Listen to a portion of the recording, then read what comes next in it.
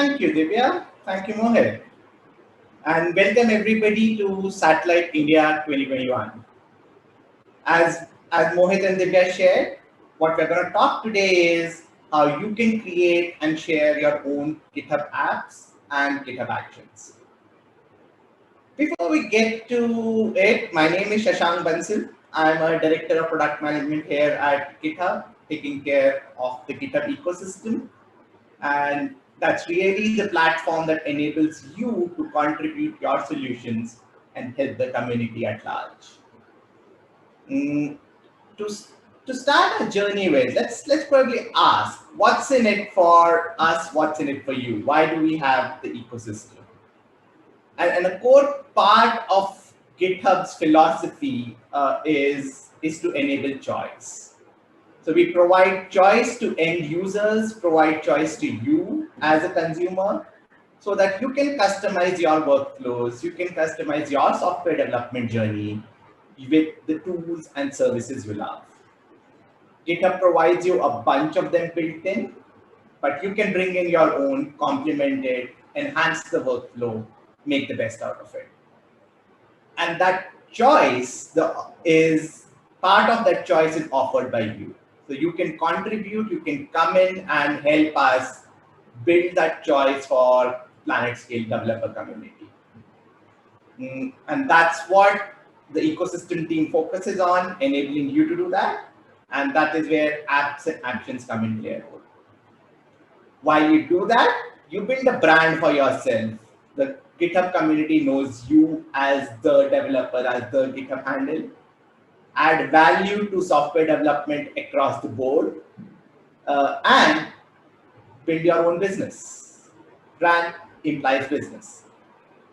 That's what's in it for you, and that's why it's important for GitHub as well. It's a complete win-win, making each other successful on the journey. Before I get further into apps and actions, how about we try and build something? What better way to start a talk, to start a session than by doing something hands-on?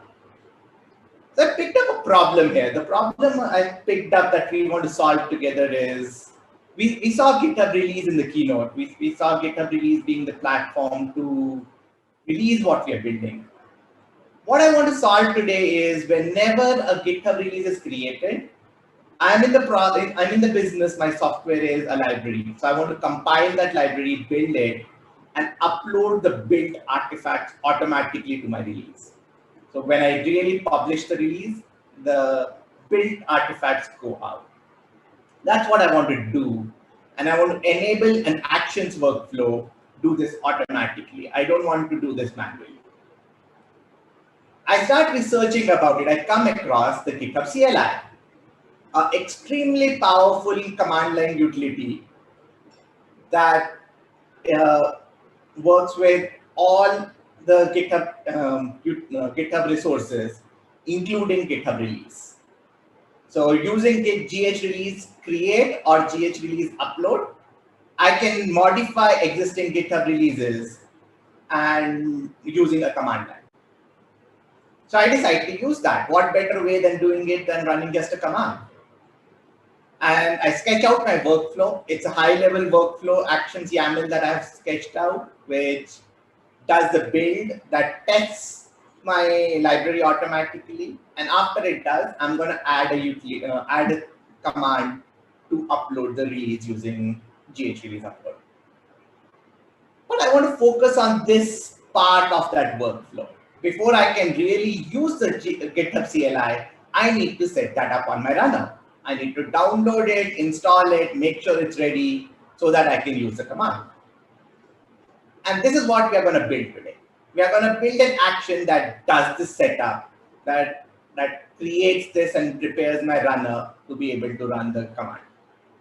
A quick look into the constituents of this command. So it consists of a repository. It's a public repository in which I will share my actions code, followed by the version I want to use, represented as a tag, and the inputs that my action needs. Without further ado, let me jump and let's start trying to build this together. So So I'll go to my browser here.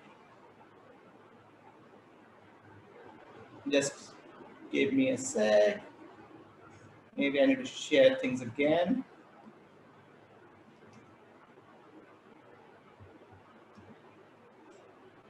Okay. So I'm in my browser here, and to start building my action, the first thing I do is there is this JavaScript action template repository, and the actions workflow. GitHub has already shared this template repository to simplify everybody start building their own actions. So I'm going to rely on this. I'm going to use this template and clone it into my own repository that I'll modify into the action I need. Make sure you mark it public. The actions repositories need to be public so the action runners can access them. I have already done that and created this repository in that process. Note, I call that example setup.gh, and it's generated from the JavaScript action. Once I have this, there are really 3 files that I go modify to prepare my action. The first file, which is important, is what is called actions.yaml. So it's really the declaration of my action. So you note I provide a name to my action, and then I just give an input to what are the versions that I will expect end users to provide me. I've given a default value in case the version is not provided, I will install 1.2.0. And so that's really the actions YAML. So I update the YAML file for name, description, branding, and inputs. So that's the first change that I make. The second file I need to change is what is the JavaScript that runs my action. So basically the core heart of my actions. And update this code to really do that download and install. The Actions SDK provides me a bunch of packages. So in this case, I'm using Core and Toolcache as the 2 packages that I'm going to rely on to give me a utilities, to give me ready-to-use functions to simplify my actions code. Like, for example, in this case, when I want to download from a URL, I want to do curl, the Toolcache gives me download tool as a function. So I don't have to write my own code to actually download. Similarly, I have the extract function available to do the unzip, to do unzip or extract it from a tar file. And then the core module gives me operating system manipulations, like I finally add it to the path. So when I say gh release after that, the runner finds the GitHub CLI path. And just by these small lines of code, it practically look like pseudocode written here, I have my end-to-end action running. It's completely functional. There's Node.js script I can run outside in an action, and it will do the job. Last but not the least, I want to give a good README file to my repository so that anybody who lands on this repository understands what the action does and what it's about. That's it. So I have my action up and running. I have it built. Now is the time to share it further. To share it, I have a hint here, but I can really share it on the marketplace. I will start creating the release. You see, the GitHub automatically parses the actions repository, understands, shows you what it will look like. And I need to give a category, let's call it utilities for now, for this one, and give it a release title, and I can publish this release. Once I do that, my action would be live on the marketplace, like, for example, the Sentry action is. And the README file that we created is automatically shown here to help end users understand my action better. So that's it. We did it. We have an action built. And we use the cross-platform. It's cross-platform. It works on Linux and Windows and Mac. We used community tooling. We use the libraries available. We didn't have to write a lot of code ourselves, and we contributed it back. We are enhancing the entire GitHub community while using what they have. Wasn't that simple? That's a complete action built right from scratch in 10-15 minutes that we spent. Let's change tracks. So now that we have built something, let's zoom out, look at our integration journey with GitHub overall. And as you would understand, and like any software, it consists of plan, build, and release.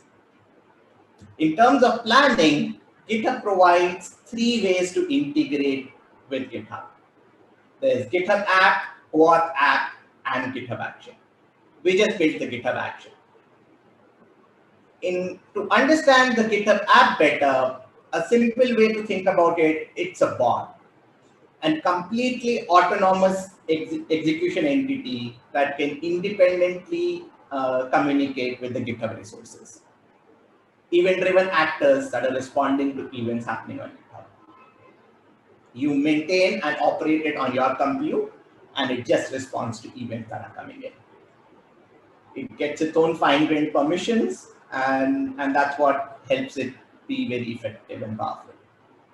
We probably don't have time today to go deep into building GitHub apps, but I want to point you to Probot. So it's a framework available that helps you build GitHub apps. There are a set of example GitHub apps shared with you with code available. So you head to probot.github.io and it will give you all the utilities, all the help available to build your own GitHub app.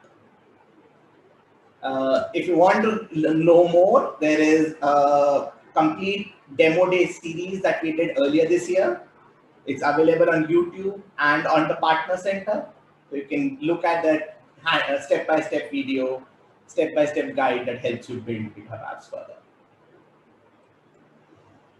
Second up, let's talk about OAuth apps. So OAuth apps, I call them as authorizations for third-party services and clients.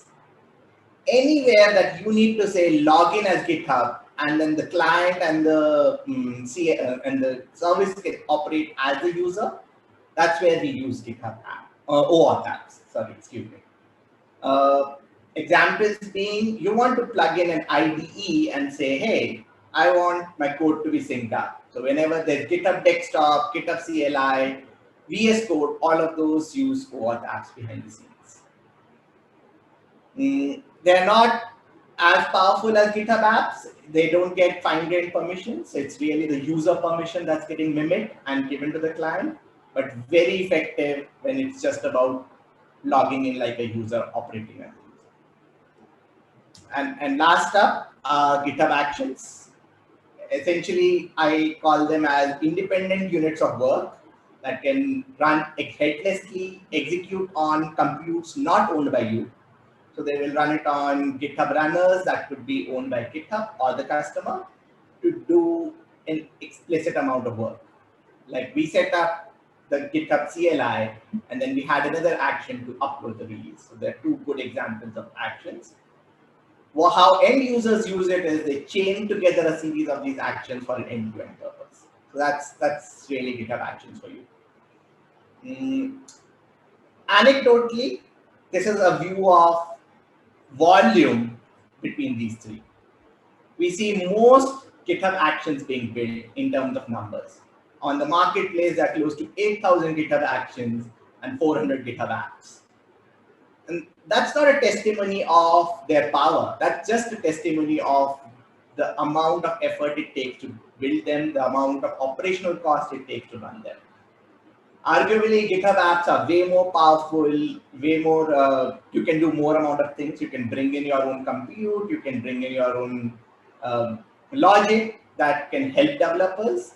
But GitHub Actions are those simple things that help you get started quickly and interact with an external system via APIs or CLI.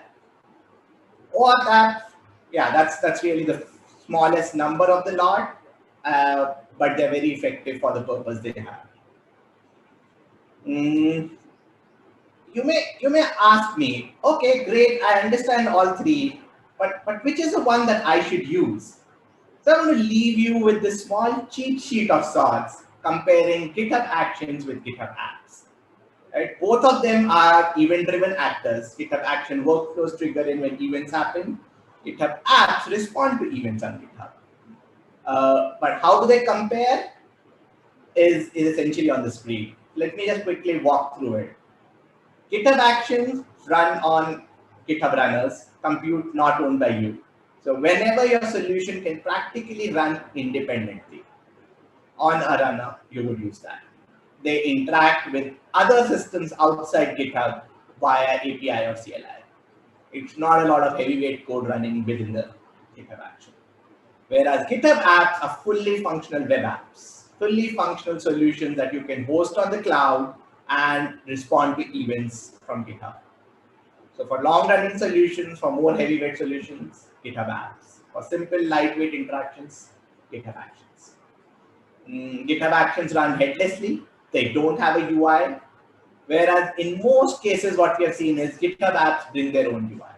Once you host a web app, you also bring in a web page with it, which can have user interaction, which can show you results, we can add value to the processing that you get. Most GitHub Action workflows are stateless. You don't store a lot of data. You don't have data storage beyond what you can interact over API and CLI.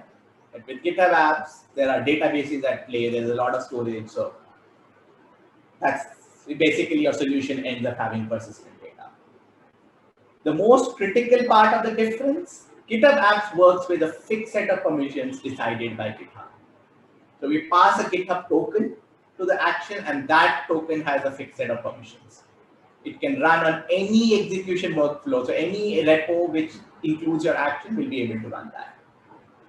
GitHub Apps have a fine-grained permission model. You can really say what permission does my app need and build that confidence with end consumers. You need not have all the permissions that you need to have. And there's an administrative workflow. Enterprises love that to say it can only run on repositories after it's installed by an admin. So more control for administrators there. And last but not the least, GitHub Apps are standalone. They do one thing at a time. Actions can be chained together to fulfill a bigger purpose. The next part of our journey, the build journey. So GitHub gives you a set of resources out there in terms of docs, SDKs, APIs, webhooks. I want to particularly highlight the SDKs. So there's octokit.github.io. When you land there, you will find a bunch of SDKs managed by the community. So there's a Go SDK, there's a Python SDK that simplify how you can interact with GitHub and empower your solutions. And not just that, so there is Partner Center at GitHub. So it's available on partner.github.com. It is a collation of resources, a collation of all the examples, all the presentations that you have to help you build, integrate, and extend. So it's built together by partners like you. So you can go join the partner program and get access to all the resources collated across the world and interact with other partners as well. Let's move to the last part of the journey. So we have planned what we want to build. We have built it using the resources that we have.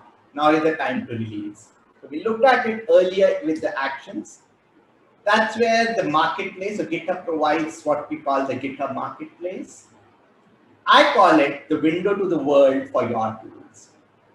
Whenever you have a solution, whenever you have a tool and you want to share it, the marketplace is the means to do that. There are 400 plus apps and close to 7,600 actions on marketplace already and growing over time. So you list your listing, and listing on marketplace is pretty simple. All you have to do is fill up the description for your app and action, and it goes live on the marketplace, like we saw. Not just that, you can also do a self-serve verification for your organization. It's a means for you to really get credit, really attest on your apps and actions being built by you. You see, it's easy on GitHub for somebody to say, I published this, and the name of the handle might look very similar to your name or handle. And as an end consumer, you might get confused differentiating that. So by doing the publisher verification, you get the credit, you make sure your organizational identity is verified by GitHub. And that gets transferred to your apps and actions as well, giving you that extra level of credibility, that extra level of proof for authenticity. And that is what we had today. So thank you for joining Satellite. Thank you for coming in, listening to me. I hope I was able to help you with understanding the layer of apps and actions, and hope to see your apps actions come on the marketplace. Thank you. Thank you, Sashank. This was great lay of land of apps and actions. Let's start with questions. So the first question that I think folks would want to know is, any GitHub integrations that you really recommend? You see, as GitHub, our platform is really to enable all of you get the best out of it, right? So when you write a tool or solution, it's as important as the one GitHub wrote itself. So my recommendation would not be based on use a solution A versus B. Head to the marketplace, search for what you need. If you need a CI tool, just look for CI solutions on the marketplace and choose for yourself. We are an open source company. We enable everyone to get a fair lay of the land. And I want you to make your own choices based on what works for you. So I'm not going to name integration, but I'm going to preach what you should do. Wow, that's pretty smart. And we got another one on the same lines for you, Shank. How do I know about quality of an app? Yeah, great question. So that's actually something that comes to me very often, right? Like there are, like I said, there are 400 apps, 7,000 actions. Which one is better than the others? And you see, going by the open source principles again, it's really about you rating them, you vetting them to say which one works better, which one gives you the best support. At the end of the day, you want to use an app or an action that's functional and supported, that will get an update in case you hit an issue on, which is what we thrive for. So if you hit the marketplace, you will first of all see the publisher verification badge that I talked about, which tells you that the publisher is genuine, that publisher's identity is verified by GitHub. If you drop them an email, if you reach out to them, you will get a response.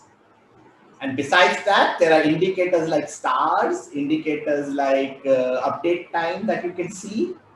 And just like you would choose an open source library, you should look at apps and actions as open source libraries to choose from. And that's what I mean by you make your own decisions. We enable you with information, but decision is really yours. So we spoke about from a consumer point of view, when I'm using or wanting to use apps and actions. If I think from a contributor point of view or as a publisher, what are the ways that I can ensure my app or my action gets the maximum footfall or more people get to use it? Yeah. So pretty much the first, okay, I'll maybe be preachy here for this one. If you are writing an app or an action, I would advocate you to build a good listing page. Write a good README for your action. Write a good listing page with screenshots so that end users can understand what you do, can give you feedback on what you do. Maintain a repository on GitHub where consumers can open issues against your app or action, can give you feedback through that means.